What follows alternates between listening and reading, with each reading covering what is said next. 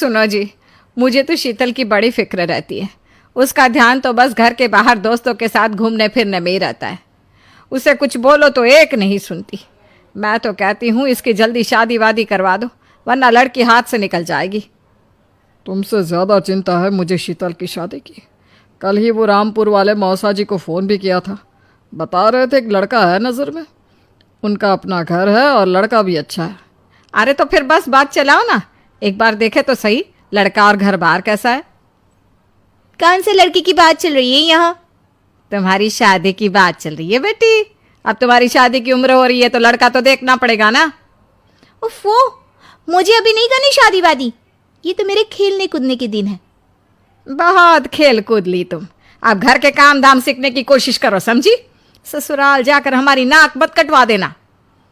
सब्जी काटनी तो आती नहीं इसको, तो नाक ही कटवाएगी। अरे मैं इसे शादी तक अच्छे से सब सिखा दूंगी। आप तो बस उस लड़के से इसकी शादी के बाद चलवाओ। कुछ दिनों बाद कुणाल और उसकी माँ शीतल को देखने घर आते हैं। कुणाल दिखने में बड़ा ही स्मार्ट होता है। शीतल तो उसे देखती ही रह जाती है। देखो जी, हमारी कोई डिमांड तो है नहीं, बस हम चाहते हैं कि लड़की घरेलू हो, घर के सारे कामकाज संभाल ले। अब आपके परिवार में तो बस 3 ही लोग हैं, पर हमारा तो खूब भरा पूरा परिवार है। बाकी हमें लड़की के घूमने फिरने दोस्तों से मिलने से कोई दिक्कत नहीं है। घर का काम करने के बाद जो चाहे सो करे। अरे वाह, ये तो इतने बढ़िया लोग हैं। लड़का भी इतना स्मार्ट है और ऊपर से इन्हें मेरे घूमने फिरने से भी कोई दिक्कत नहीं है। हे भगवान, तूने तो बिना मांगे मुझे सब दे दिया। बताओ जी, और क्या चाहिए हमें?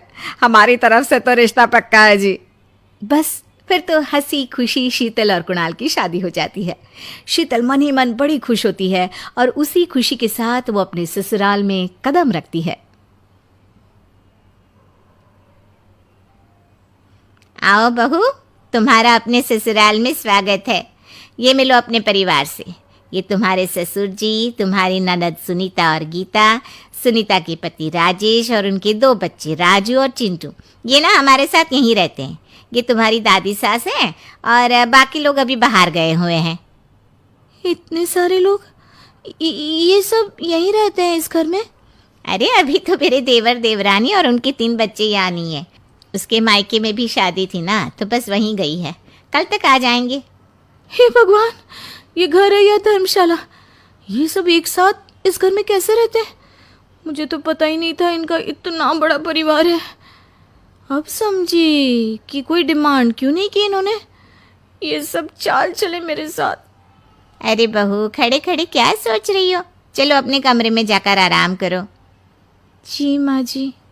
अगले दिन शीतल का ससुराल में पहला दिन होता है। शीतल रसोई में जाकर सबके लिए खीर बनाने लगती है। तभी उसके ननद सुनीता आती है। अरे वाह भाभी, आज क्या बना रही हो? बस दीदी, आज वो पहली रसोई है ना, तो खीर बना रही थी। अरे भाभी, ये खीर वे रहने दो। घर में 4 लोगों को शुगर है और कुछ लोग मीठा ही नहीं खाते। आप ना सीधा खाना ही बना दो। क्या फ़र्क पड़ता है, मीठा बने या नमकीन, बस बहू के हाथ की पहली रसोई होनी चाहिए ना। जी दीदी, तो फिर मैं खाना ही बना देती हूँ। आप बता दो खाने में क्या बनेगा? बस सिंपल सी कोई सब्जी बना दो, जैसे आलू गोभी या आलू मटर, और उसके साथ रोटियाँ सेक दो। हमारे परिवार में अब तुम्हें मिलाकर पूरे 20 लोग हो गए हैं। 15 बड़े और 5 बच्चे।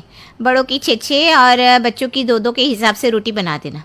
चलो मैं चलती हूँ, सब देख लेना। हाँ, बड़ों की 6 रोटी मतलब कि 15 लोगों की 90 रोटियाँ, और बच्चों की 2 रोटी मतलब 5 बच्चों की 10 रोटियाँ। 90 और 10 मतलब कुल मिलाकर 100 रोटियाँ। हाय, मैं तो मर गई। 100 रोटी अकेले कैसे बनाऊंगी? माँ, ये तुमने मेरी शादी कहाँ कर दी? शादी से पहले तो मैंने कभी 4 रोटी से ज़्यादा नहीं बनाई। शीतल एक बड़ी सी परात में 100 लोगों के हिसाब से आटा निकालती है और उसे गूंथना शुरू करती है। आटा गूंथते गूंथते शीतल के पसीने छूट जाते हैं। उसके बाद बारी आती है रोटी बनाने की। शीतल एक एक करके रोटी बनाना शुरू करती है और 10 रोटी बनाते ही अपनी कमर पकड़ लेती है। हाय, मैं मर गई। मेरी कमर टूट गई खड़े खड़े, और ऊपर से इतनी गर्मी। मैं 100 रोटियां कैसे बनाऊंगी? अरे भाभी, सब बाहर रोटियों का इंतजार कर रहे हैं, जरा जल्दी जल्दी रोटी सेक दो।